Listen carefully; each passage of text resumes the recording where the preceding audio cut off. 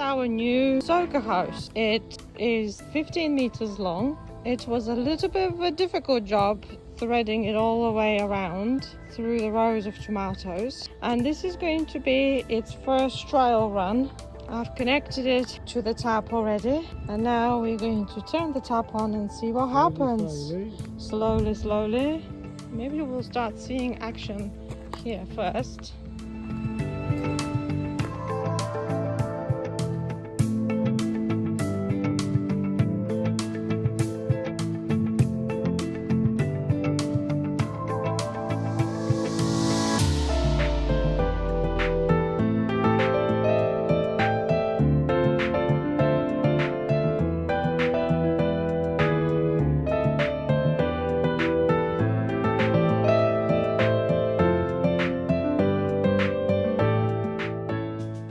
Looks like the hose is crying.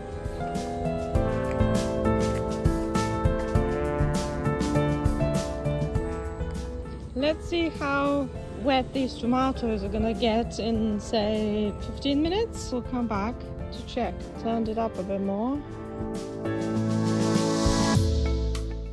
It's been now 15 minutes. The planks are now over the hose. It's nicely dripping, crying, tearing.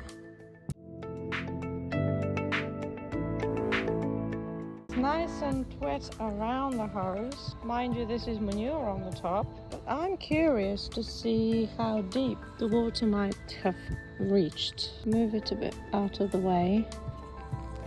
It's quite wet underneath here. What about a bit further away? I think we'll leave it a little longer. I need to make sure that the hose is actually positioned on top of the roots of these tomatoes. It's not easy because it is quite rigid.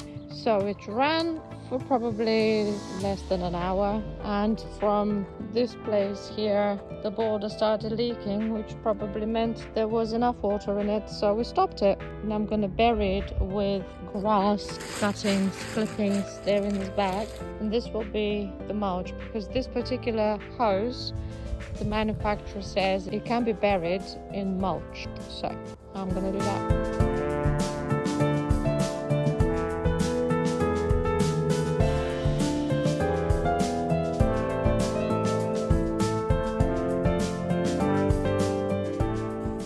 To see how wet the ground is, because yesterday we turned the soaker hose on for about 10 minutes, and I'm just curious to see the state.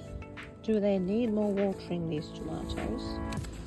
It's quite damp actually. I don't think they need any more water. We mulched all of them with manure on the one hand, but also with a thick layer of grass clippings.